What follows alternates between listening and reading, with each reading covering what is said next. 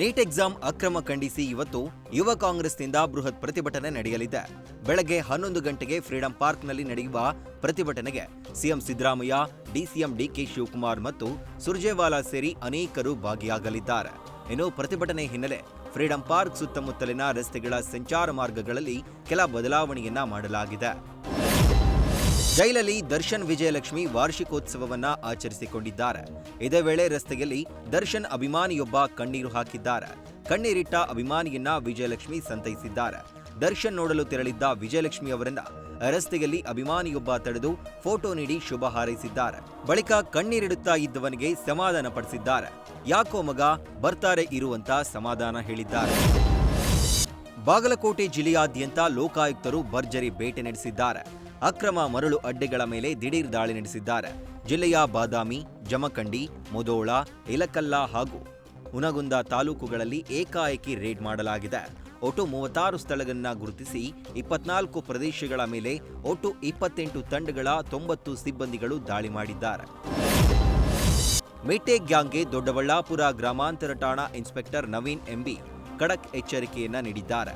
Rowdy ಪೆರೇಡ್ನಲ್ಲಿ ಕೊಲೆ ಆರೋಪಿ Narasimhamurthy alias ಮಿಟ್ಟೆ ಹಾಗೂ ಸಹಚರರಿಗೆ ಕಾನೂನಿನ ಪಾಠ ಮಾಡಿದ್ದಾರೆ.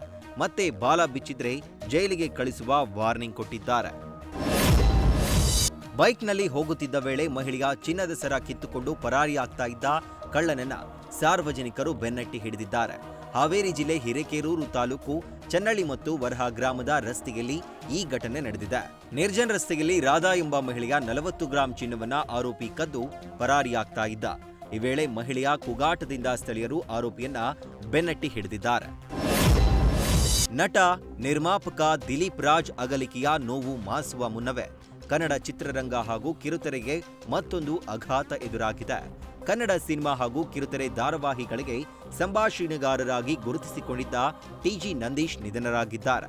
ಹೃದಯಾಘಾತದಿಂದ ಮಧ್ಯಾಹ್ನ ಕೊನೆಯುಸಿರೆಳೆದಿದ್ದು ಕುಟುಂಬಸ್ಥರು, ಆಪ್ತರು ಶೋಕ ಸಾಗರದಲ್ಲಿ ಮುಳುಗಿದ್ದಾರೆ. ವಿಜಯಪುರ ಜಿಲ್ಲೆಯಲ್ಲಿ ಪೂರ್ವ ಮುಂಗಾರು ಮಳೆ ಹಲವು ಅವಾಂತರಗಳನ್ನು ಸೃಷ್ಟಿ ಮಾಡಿದೆ. ಮಳೆಗಾಳಿಗೆ ಬಾಳೆ ಬೆಳೆದ ರೈತ ಕಂಗಾಲಾಗಿದ್ದಾನೆ. ಜಿಲ್ಲೆಯ ಕೊಲ್ಹಾರ ತಾಲೂಕಿನ ಮಸೂತಿ ಗ್ರಾಮದ ರೈತ ಮಂಜುನಾಥ್ ಚನಗೊಂಡ 2 ಎಕರೆ 34 ಗುಂಟೆಯಲ್ಲಿ ಬಾಳೆ ಬೆಳೆದಿದ್ರು. 3 ಲಕ್ಷ ಖರ್ಚು ಕೂಡ ಮಾಡಿದ್ರು. 1 ವರ್ಷದಿಂದ ಬಾಳೆ ಬೆಳೆಗೆ ಗೊಬ್ಬರ ಜೊತೆಗೆ ನಿರ್ವಹಣೆ ಮಾಡಿ ಉತ್ತಮ ಫಸಲು ಬಂದಿತ್ತು.